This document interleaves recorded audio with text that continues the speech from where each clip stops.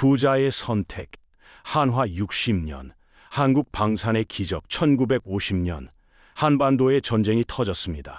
3년간의 전투가 끝난 뒤 한국 땅에는 아무것도 남아있지 않았습니다. 도시는 불탔고 공장은 잿더미가 되었으며 철도와 도로는 끊겼습니다. 국민 1인당 소득이 당시 필리핀, 가나보다도 낮았던 나라, 그게 1953년의 대한민국이었습니다. 자, 여기서 질문 하나를 드려보겠습니다. 이 나라를 다시 세우려면 가장 먼저 무엇이 필요했을까요? 기술이요? 자본이요? 아닙니다. 가장 먼저 필요한 것은 땅을 파고 바위를 뚫고 산을 여는 힘이었습니다. 광산을 열어야 자원이 나옵니다. 터널을 뚫어야 도로가 생깁니다. 댐을 지어야 전기가 흐릅니다. 그 모든 것의 시작에 폭약이 있었습니다. 그런데 한국은 그 폭약조차 제대로 만들지 못하는 나라였습니다. 화약 한 봉지를 만들려 해도 일본이나 미국에 손을 벌려야 했습니다. 이 현실을 정면으로 바라보며 창업을 결심한 한 남자가 있었습니다. 그의 이름은 김종희, 훗날 한화그룹의 창업주가 된 인물입니다. 김종희는 1922년 충남 서천에서 태어났습니다. 일제강점기를 거쳐 해방을 맞이했고 이어진 전쟁을 온몸으로 겪은 사람이었습니다. 그는 일찍부터 화약 산업에 눈을 떴습니다. 단순히 돈을 벌기 위한 사업이 아니었습니다. 그의 생각은 이랬습니다. 이 나라가 다시 서려면 땅을 파야 한다. 땅을 파려면 폭약이 있어야 한다. 폭약을 남에게 의존하면 산업 자체가 남의 손에 달리게 된다. 이 생각 하나로 1952년 전쟁이 아직 끝나지도 않은 시점에 그는 한국화약을 창업합니다. 포성이 들리는 땅에서 공장 문을 연 것입니다. 당시 주변 반응은 싸늘했습니다. 전쟁 중에 무슨 공장이냐? 나라꼴이 이런데 사업이 되겠냐? 하지만 김종희 회장의 판단은 달랐습니다. 전쟁이 끝나면 반드시 재건이 시작된다. 재건에는 반드시 폭약이 필요하다. 그 순간 준비된 사람이 이긴다. 예상은 정확히 맞아떨어졌습니다. 1953년 휴전 이후 한국 정부는 경제 재건에 총력을 기울이기 시작합니다. 광산 개발, 도로 건설, 댐 공사, 그 현장마다 한국화약이 있었습니다. 충주 비료공장 건설 현장에도, 소양강 댐 건설 현장에도, 경부고속도로 공사 현장에도 한국화약의 폭약이 터졌습니다. 눈에 보이지 않는 곳에서 조용히 한국 경제의 뼈대를 세우고 있었던 것입니다. 그런데 김종희 회장은 화약 하나만으로 만족하지 않았습니다. 그는 계속해서 사업을 확장합니다. 한국화성공업, 한국다이너마이트, 한화종합화학, 화약에서 시작해 화학 전반으로 뻗어나갔습니다. 그리고 마침내 방위산업까지 눈을 돌리기 시작합니다. 한국 군대가 쓰는 포탄과 탄약, 이것 역시 남에게만 의존해서는 안 된다는 생각이었습니다. 김종희 회장은 1970년대부터 군수산업에 조용히 투자하기 시작합니다. 당시 박정희 정부의 자주 국방 정책과 맞물려 한국화약은 국산 탄약 생산의 핵심 기업으로 자리를 잡았습니다. 전쟁의 폐허 속에서 창업해 30년 만에 한국 산업과 방위 산업의 중심에 선 기업. 그것이 김종희 회장이 만든 한국화약이었습니다. 하지만 운명은 그에게 그 결실을 오래 보여주지 않았습니다. 1981년 김종희 회장이 갑작스럽게 세상을 떠납니다. 그의 나이 60이었습니다. 그리고 이 기업은 한 청년의 손에 넘겨지게 됩니다. 1981년 한국화약 회장실에 한 청년이 홀로 앉아 있었습니다. 그의 나이는 29, 바로 김승현이었습니다. 아버지 김종희 회장이 일군 기업을 갑자기 이어받게 된 것입니다. 29이라는 나이를 떠올려 보십시오. 지금 기준으로 말하자면 군대 갓 다녀와서 취업 준비를 하거나 사회 첫 발을 막 내딛는 나이입니다. 그런 나이에 수천 명의 직원과 수백억 원의 자산과 수십 개의 계열사를 통솔해야 했습니다. 주변의 시선은 따가웠습니다. 경쟁사들은 속으로 생각했을 것입니다. 이제 저 회사 무너지겠구나. 경험도 없는 애가 무엇을 하겠어. 직원들도 흔들렸을 것입니다. 과연 이 젊은 회장이 이 회사를 이끌 수 있을까? 하지만 김승현은 바로 그 불안한 시선들 속에서 조용히 미래를 계산하기 시작합니다. 그는 아버지의 사업을 물려받는데 그치지 않았습니다. 아버지가 만들어 놓은 기반 위에서 전혀 다른 그림을 그리기 시작했습니다. 그가 내린 진단은 명확했습니다. 화약과 화학만으로는 이 기업이 다음 세대를 버틸 수 없다. 세계 산업은 이미 빠르게 바뀌고 있었습니다. 에너지 산업, 금융 산업, 항공 산업, 방위 산업. 첨단 기술을 가진 기업만이 살아남는 시대가 오고 있었습니다. 김승현은 결심합니다. 한국 화약을 종합산업기업으로 바꾸겠다. 그리고 그 과정에서 방위 산업을 이 기업의 핵심 축으로 세우겠다. 이 결단 하나가 이후 40년의 역사를 바꾸게 됩니다. 김승현 회장은 우선 기업의 이름을 바꿉니다. 한국화약에서 한화그룹으로 이름이 바뀌었다는 것은 단순한 리브랜딩이 아닙니다. 이 기업이 나아갈 방향을 완전히 새로 선언한 것이었습니다. 화약 하나를 만드는 회사가 아니라 한국 산업 전반에 걸쳐 성장하겠다는 의지였습니다. 이후 한화는 빠르게 사업을 확장합니다. 금융 부문으로는 한화생명과 한화손해보험을 키웠고 유통과 서비스 부문으로도 뻗어나갔습니다. 하지만 김승현 회장이 가장 공을 들인 분야는 따로 있었습니다. 바로 방위산업이었습니다. 방산산업은 쉬운 길이 아닙니다. 투자금 회수까지 시간이 오래 걸립니다. 성과가 보이기까지 10년, 20년이 걸리는 경우도 있습니다. 그래서 많은 기업들이 방산 투자를 꺼립니다. 하지만 한화는 포기하지 않았습니다. 포탄과 탄약에서 시작해 자주포 부품과 탄약 체계로 확장했고 항공 엔진과 방산 전자 장비로 기술 수준을 끌어올렸습니다. 이 과정이 조용하지만 묵직하게 쌓이고 있을 때 세계는 한국 방산을 아직 잘 몰랐습니다. 그것이 바뀌기 시작한 것은 K9 자주포 때문이었습니다. K9 자주포가 무엇인지부터 설명해 드리겠습니다. 자주포란 스스로 이동하면서 포탄을 발사하는 무기입니다. 트럭처럼 달리면서 대포를 쏜다고 이해하시면 됩니다. K9 자주포는 1999년 처음 한국 육군에 배치되었습니다. 이 무기의 핵심 강점은 세 가지입니다. 첫째, 강력한 화력, 155mm 포탄을 분당 최대 6발 발사합니다. 최대 사거리는 40km 이상입니다. 둘째, 탁월한 기동성, 시속 67km로 달릴 수 있어 발사 후 빠르게 위치를 바꿀 수 있습니다. 현대전에서 생존성이 얼마나 중요한지를 감안하면 이 기동성은 매우 큰 강점입니다.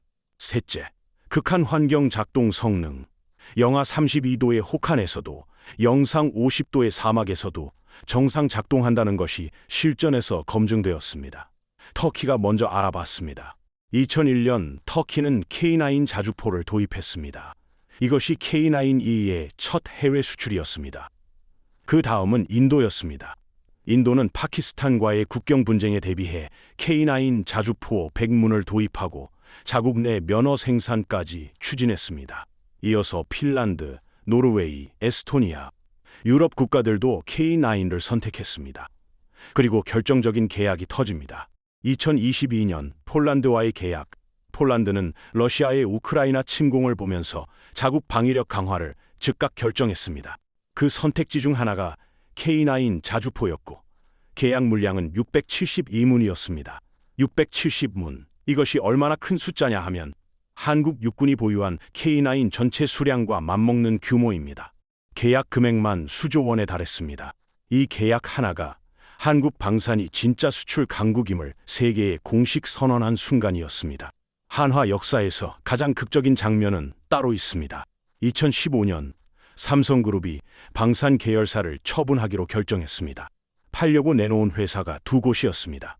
첫째, 삼성 테크윈, 항공 엔진과 방산 장비를 만드는 회사. KF-16 전투기와 한국형 전차에 들어가는 핵심 엔진 기술을 보유하고 있었습니다. 둘째, 삼성 탈레스, 첨단 레이더와 전자전 장비를 개발하는 회사.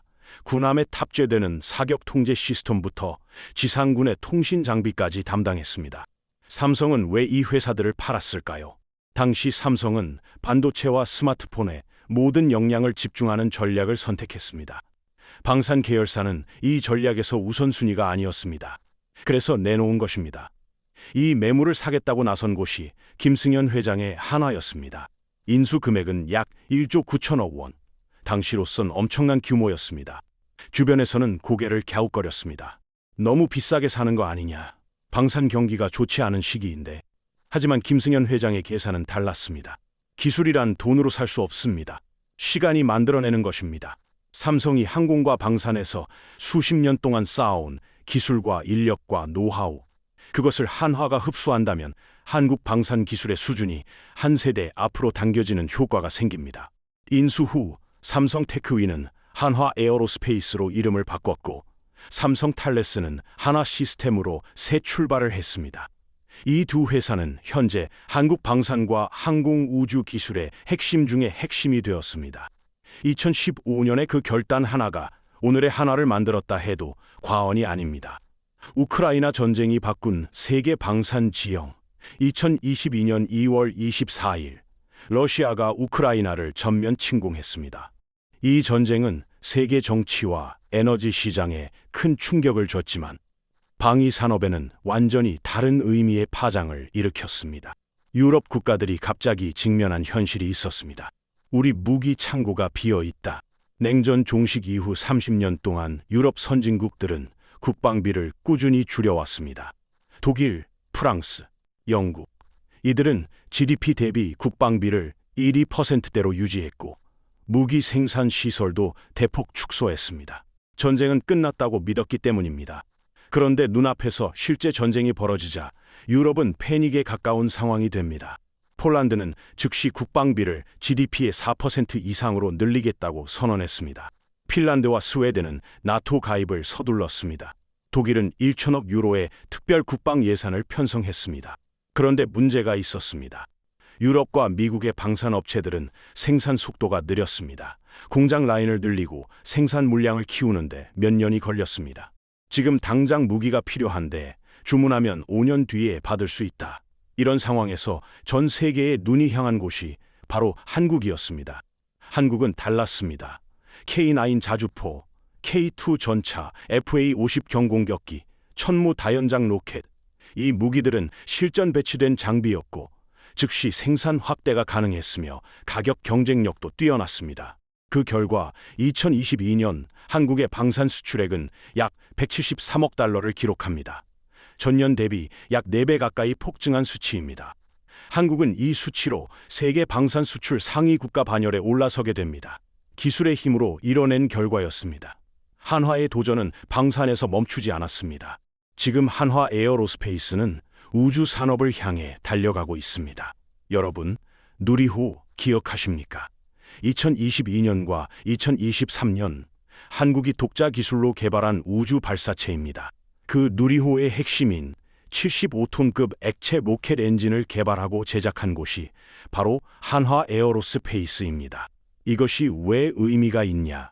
로켓 엔진 기술은 단순히 우주만을 위한 기술이 아닙니다. 탄도미사일 기술과 같은 물리 원리 위에 서 있습니다. 즉, 우주 발사체를 스스로 만든다는 것은 고도의 방산 기술 역량이 있다는 증명이기도 합니다.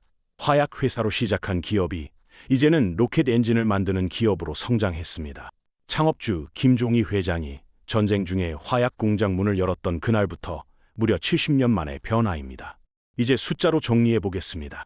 한국 방산 수출은 2006년 약 2억 5천만 달러 수준이었습니다. 그것이 2022년에는 173억 달러를 넘어섰습니다. 16년 만에 약 70배 성장한 것입니다. K9 자주포는 지금까지 10개국 이상에 수출되었고 수출 물량은 1,700문을 넘어섰습니다. FA-50 경공격기는 폴란드의 48대, 말레이시아의 18대가 계약되었습니다. K2 전차는 폴란드의 180대가 우선 납품되었고 추가 계약도 이어지고 있습니다. 한화 에어로스페이스의 매출은 2020년 약 5조 원 수준에서 2023년 9조 원을 넘어섰습니다. 불과 3년 만에 2배 가까이 성장한 것입니다. 이 숫자들이 의미하는 것이 무엇이겠습니까? 단순히 기업 실적이 좋다는 이야기가 아닙니다. 전쟁의 잿더미에서 출발한 나라가 이제는 세계가 믿고 구매하는 방산 강국이 되었다는 살아있는 증거입니다.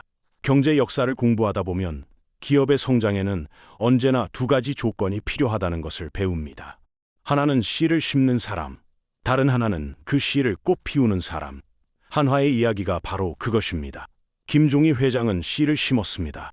전쟁이 끝나지도 않은 땅에서 화약 공장 문을 연 결단, 화약에서 화학으로, 화학에서 방위 산업으로 뻗어가려 했던 구삼. 하지만 그는 그 결실을 다 보지 못하고 예순의 세상을 떠났습니다. 그 씨를 꽃 피운 것이 아들 김승현 회장이었습니다. 29에 아버지의 짐을 받아 흔들리는 기업을 안정시키고 방향을 다시 세우고 한화 에어로스페이스라는 세계적 기업을 탄생시켰습니다. 물론 이 모든 것이 두 사람만의 공은 아닙니다. 수십 년 동안 밤을 새운 엔지니어들이 있었습니다. 한국군과 함께 실전 성능을 다듬어 온 현장이 있었습니다. 해외 시장의 문을 두드린 영업과 외교의 노력이 있었습니다. 하지만 그 수많은 노력들이 하나의 방향을 향해 모일 수 있었던 것은 결국 두 사람의 선택이 있었기 때문입니다. 포기하지 않은 선택, 멀리 보는 선택, 미래를 믿는 선택. 경제를 공부한다는 것은 숫자를 외우는 일이 아닙니다. 사람들이 어떤 상황에서 어떤 선택을 했느냐를 읽는 일입니다. 한화의 이야기는 그런 의미에서 단순한 기업 성공기가 아닙니다. 전쟁으로 모든 것을 잃은 나라에서 화약 하나로 산업의 씨앗을 심었고 그 씨앗이 방위 산업으로 자랐으며 이제는 세계가 우리 무기를 사러 오는 나라가 되었습니다. 한때 남의 무기를 사던 나라에서 이제는 세계가 사러 오는 나라로 이 60년의 변화는 어느 날 갑자기 이루어진 것이 아닙니다. 포기하지 않고 쌓아온 기업과 기술과 사람의 축적이 만들어낸 결과입니다. 그리고 이 이야기는 지금도 현재 진행형입니다. 다음 장을 쓰는 것은 지금 이 시대를 살아가는 우리들의 몫이기도 합니다. 오늘도 정석 경제학을 함께 해주셔서 감사합니다.